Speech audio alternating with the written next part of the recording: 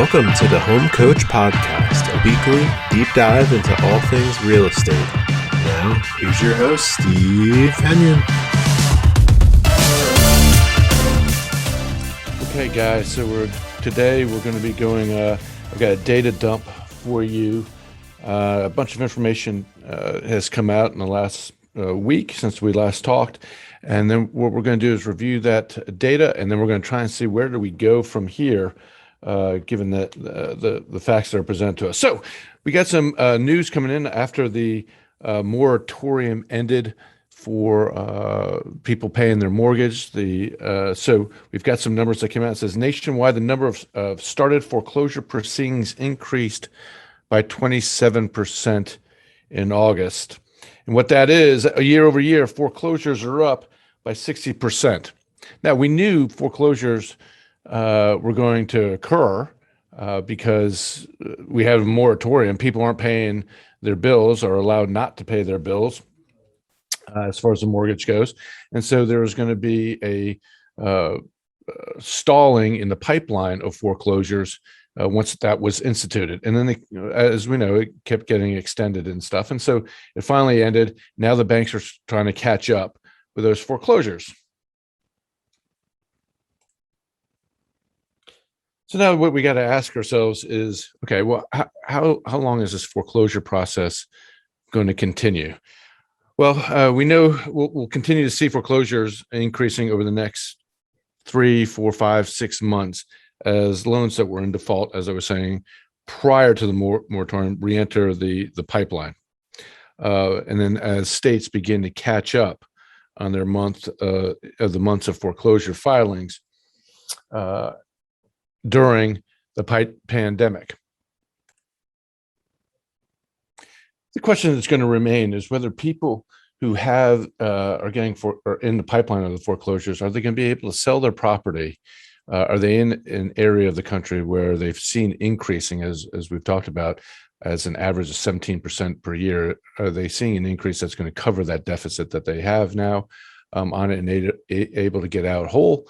Are they going to be able to renegotiate with the banks? Which banks are going to renegotiate? Do the banks feel compelled to negotiate if they're in the market where they can go ahead and sell it and make a profit on it? I think these are questions that are going to be, we're going to need to wait and see how that all plays out on it. Other conditions in the marketplace now, right? Deciding of where we know there are job shortages, and that's a curious thing, right? We just to go off tangent, why do we have these job shortages? And where are all the job shortages? Well, you see it, I see it, we see it in the grocery stores, we see it in our low-level production line work. But now we're also seeing it with all the firings for the COVID. We're seeing it through the hospitals. We're seeing it in middle-income areas and possibly even higher than that, right? Docs and all that are being fired for not taking the jab. So I think time's going to tell in the short term, maybe, the turn into 2022, what's going to happen with these foreclosures, and are they going to have an actual impact in the future foreclosures on that? Okay, then let's go on to the second piece of data dump that I have on here, which is interesting, which goes to try and prevent foreclosures on multifamily. Fannie and Freddie, we talked about Fannie and Freddie last week when we're looking at them going into a utility company on here. But Fannie and Freddie are going to now extend the forbearance for qualifying multifamily property owners indefinitely. Did you all get that? Indefinitely to qualifying multifamily property owners as part of the COVID-19 protection. Now, why would they do this? Well, because multifamily, the renters aren't working. They're not in the jobs. They're not at the McDonald's. So they don't have the rent. Well, are we going to have if the banks foreclose, the banks are going to kick those people out. So we're not going to have the banks foreclose on them.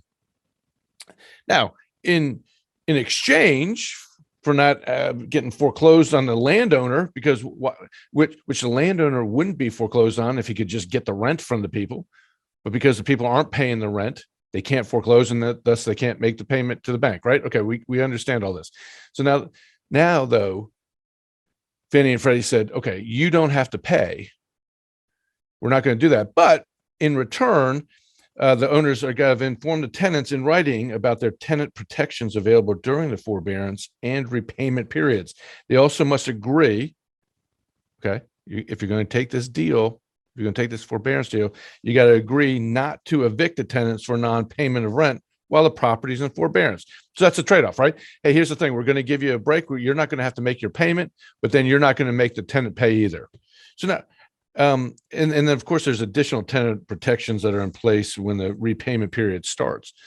But when will it start? Why would it start? I mean, indefinitely. They're indefinitely saying, hey, landowners, you don't have to pay, which means then the tenants don't have to pay indefinitely.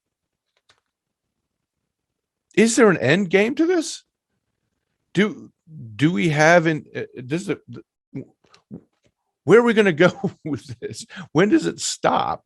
When Fannie and Freddie say indefinitely, they're going to allow this forbearance indefinitely. Is this kind of a stalemate? Is this a public housing stalemate? I mean, who's going to pay for the repairs now? I mean, eventually we're going to need to repair these buildings. I mean, they're getting used, things break.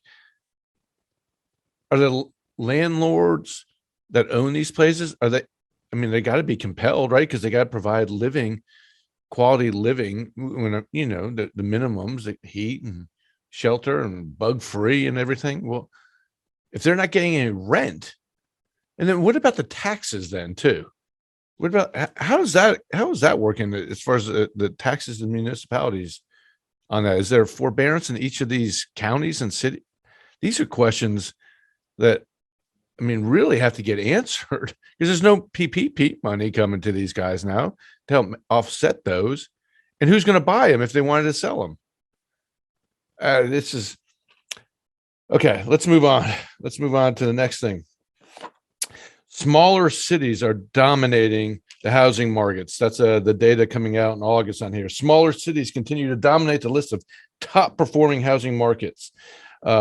The number one happens to be in my home state of North Carolina. The number one place to buy in the smaller city is going to be Burlington, North Carolina, with a median list price of $290,000.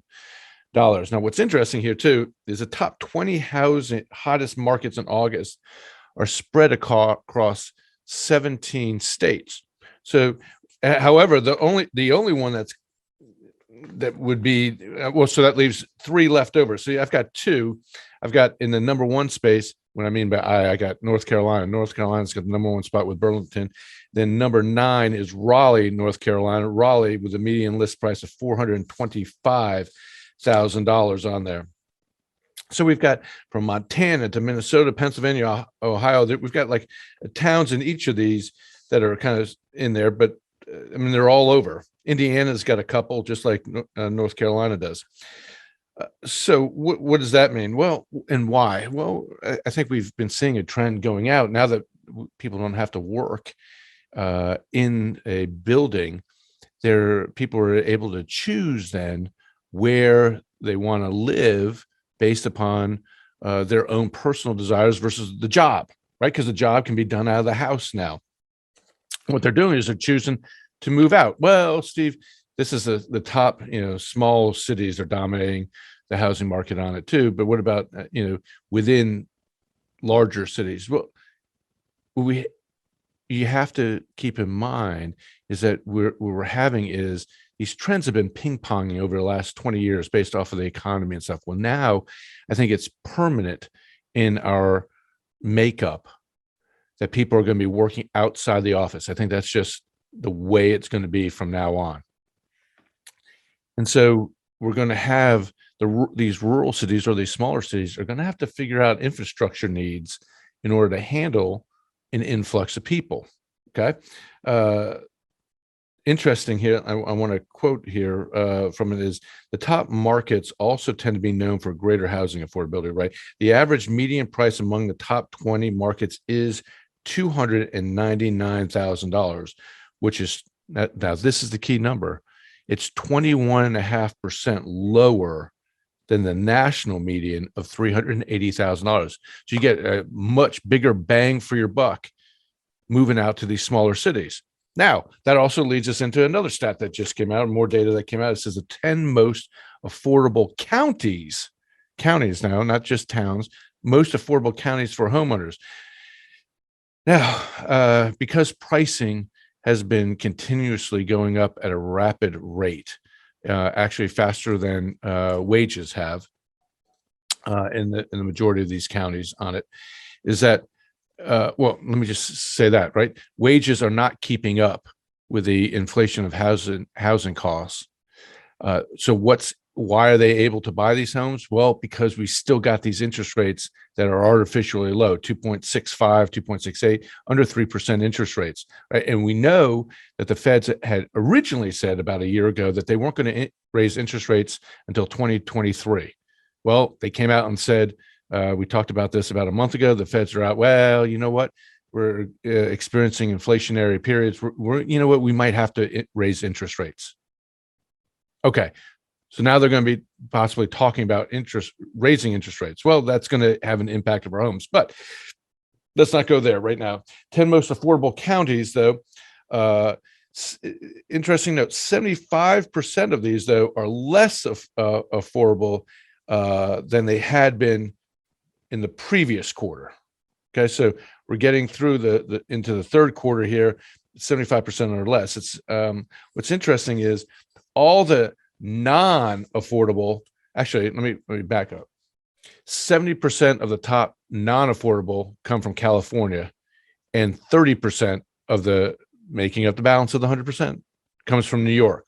So the most non-affordable places to live are going to be in California and New York, which is what we've been seeing, people moving from those areas to all the more affordable areas, particularly in the South and the Midwest.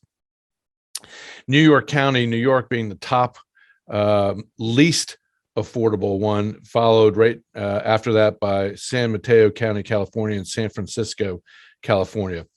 Okay, so now where are the top 10 U.S. counties? What's interesting here is half of these are in Pennsylvania. So half of the most affordable counties, it starts off with, which, and pardon me if I butcher this, but is Schuylkill County, Pennsylvania, followed by Fayette County, Pennsylvania.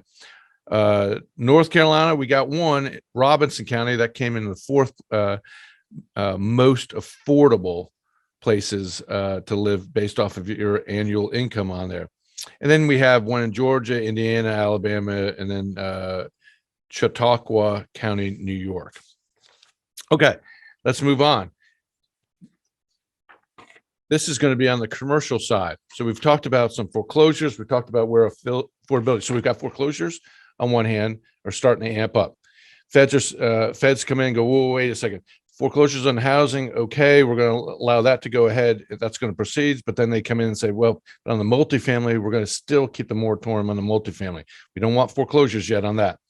Then we have people are now moving, affordable cities. People are moving out to the smaller cities now, away from the big cities on this.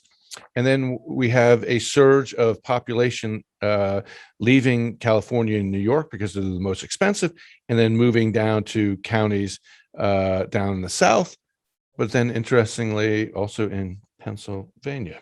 We're going to have to stay tuned to see more about that. But then it comes to the commercial side. So if people are moving away from the cities and moving out into some of the counties areas, which we know is going to eventually, it's going to have to deal with infrastructure issues. And then within the cities, we also know, because people are moving out too, that now we have commercial space that's being unused. Right. So what do we do with that space? You take Raleigh, North Carolina, where I'm located at, actually in North Carolina, and we're in the top 5 of just about everything you can name, from raising a dog to opening a business. We're in the top of these things. So, but I drive around into these strip malls or these large area commercial areas, and you see a huge amount of vacancy. I'm sure you can see this as you go out into your own communities. and see all the vacancies on there, because who's going to shopping? Where are they going shopping? What are they going shopping for? And this is interesting because this is about the future of what those spaces are going to be. How will commercial real estate adjust in the next 5 to 10 years to the lack of the old model of people going into or businesses moving into these spaces? So they're going to have to gentrify themselves, kind of like what housing developments are going to do. We're going to have to start figuring out, what are people looking for? This is the question I think all the commercial folks have been digesting on it. Well, they want more comforts, right? And there's actually a term that's is now being used, which is called the 15-minute neighborhood. The 15-minute neighborhood is that you got all your stuff within 15 minutes of where you live. So what is the stuff that you want to have? Well, you want to have your shopping, your biking, your parks. They don't want to be driving in congestion as much. And so what commercial folks are looking to do is now take these, say, an abandoned or almost abandoned commercial strip mall center, tear it down, or for better words, let's just say tear it down or rebuild, where now they're going to have the new space, instead of having all your retail, a bunch of retail that's there that people aren't using. They're going to have now, they'll combine the space with some retail, some apartment, some condo, some office space. And then they'll also, around that, we'll have a park in the area, some walking trails around that, but where everything will be within that walking distance, right? Now, that's going to be interesting to see if everyone in the cities are going to want to play by that. Meaning, it's nice to go visit those areas, but are people, this is the question I would ask, are people actually willing to give up a house and a yard to go live in that particular environment? Well, we know that they're doing it in the cities and downtown areas, but that's not where all these malls and strip centers are going to have to get regentrified. Are they only going to be in certain locations? I think it's going to come down to a lot of marketing. How are people, one of the things with apartments out there now, when they're hitting the millennials out there, the developers on there are spending, and have been over the last 5 years, spending a lot of time on the exterior, making the exterior of these apartments look and feel nice, and less on the inside. Now, on the inside, yeah, they're putting a lot of conveniences, auto door locks, security systems and stuff, which isn't a whole lot of high dollar items that are in there, but they're spending most of it. What they're spending their attention on is on the outside, so that when the millennial is in these apartments, they're feeling like they're showing it off. It's kind of like showing off their car, the outside of their car, and less on the inside. Not as much as space, not as much to all the say some finer things that are inside of an apartment that you would normally charge for. And part of that reason too is that if apartments are at a shortage, they can get rent regardless. People are going to move and pay, but they want to make sure that they're paying for something that at least looks nice. So it says, what we're looking at here is will be things like, well, Amazon has gone ahead and done something. Amazon Fresh out in California, they're taking data, delivery data, and then analyzing that as far as their stores go. This is going to be interesting to see, right? So the ones who do have storefronts are going to have to make it where it's efficient for the consumer that is going to drive out there or is going to walk by, that it's actually an efficient place to not only bring cost of goods, right? So we know that the supply chains can be easily interrupted. This is all going to be interesting when it comes to the commercial stuff, and who and what survives. So we have supply chain interruptions, right? California today, we have dozens of boats sitting out anchored at sea because they don't have the folks to go ahead and unload them. That's interrupting the supply chain. That's going to hurt pricing. Now, At the same time that that's being interrupted, people are still demanding to have their products online, meaning I still want to get my stuff. I don't care that there's stuff being held out at sea. I still want my stuff. Get it to me now. Well, how's that going to happen? Well, instead of having necessarily we're all going to bring boats over from China, I think there's going to be intermediary areas where we have manufacturing, maybe closer to home, maybe in Mexico, in the United States. Anyway, I digress on that.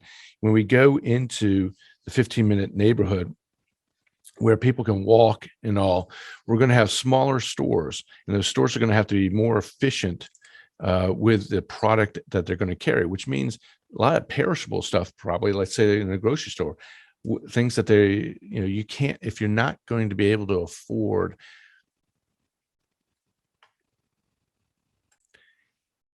If Amazon knows that the customers that come into their facility by using an app and tracking know that these are the particular products, the high dollar products value on it, as well as the amount sold, they're going to be able to refine what products they carry in a smaller space.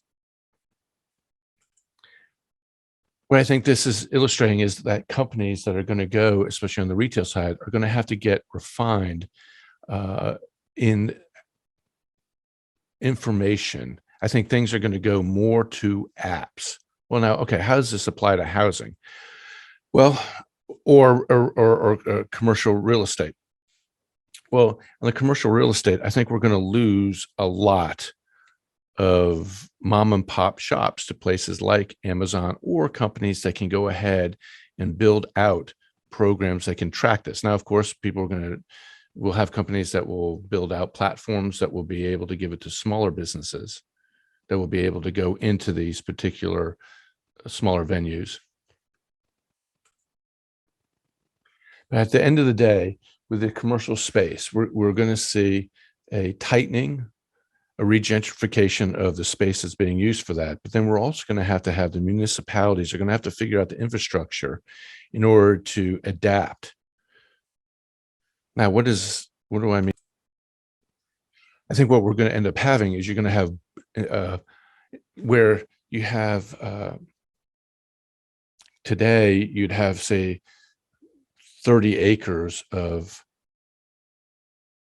strip mall area or less, right?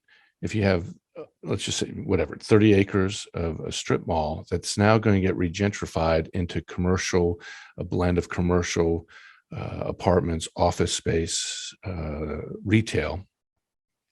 You're going to have parking decks as opposed to parking spaces, because you're going to have an increase of the constant car, right? You're going to have people who are living there that you're going to have and it's going to have to go up, right, in order to do that, so that you can also use space for the parks and trails and other amenities that are going to be there for the residents and the people that are living there. But you're also going to need to have, the city is going to need to build, I think what you're going to have is then spurts of traffic going also into these areas from outside, right? The people who don't live there, they're going to want to come in and visit the office. They're going to come in and want to visit the shops. Whereas you might have had a huge JCPenney covering an acre for their facility. Well, now you have an entire apartment complex that is going to cover that particular space. And so I think what you're going to see down the road is where you might have 2 4-lane roads that have been going by these particular commercial areas are going to now be 6 and 8-lane roads in those in short spurt distances, right? Funneling in and funneling out of that space. And how is that going to get created with the tax base too? Lots of questions I think that are going to be coming up regarding our foreclosures. How is that going to happen, and opportunities that we're going to have to sell homes that are in the foreclosure market? I don't think it's going to be overwhelming our system like it was in 2008. It's going to be interesting to find out how our multifamily is going to deal with this as new apartments and all are coming online and not going to be exposed to that moratorium on there. Then how is the commercial space going to be used moving forward, and how are we going to be changing the leasing opportunities all, and how are our residential communities going to adapt around that regentrification of commercial space? Because if they don't regentrify on it, then it's become a blemish on the community, and then the pricing of those particular areas are going to go down, right? So it's paying attention to what is happening with those commercial spaces. And then how is the interest rates, the markets, how is that all going to play? How is the supply chain going to adapt to this? We got oil at $80 a barrel now. They're talking about prices of gas going back up to the $4 a gallon on this. You now have tax codes where they're trying to push for more electric. There's a lot of things that are happening over the next couple of years that we need to be paying attention to, especially as legislation gets passed by the federal and state and local governments. All right, thanks, guys. That's it for today. We'll see you next week.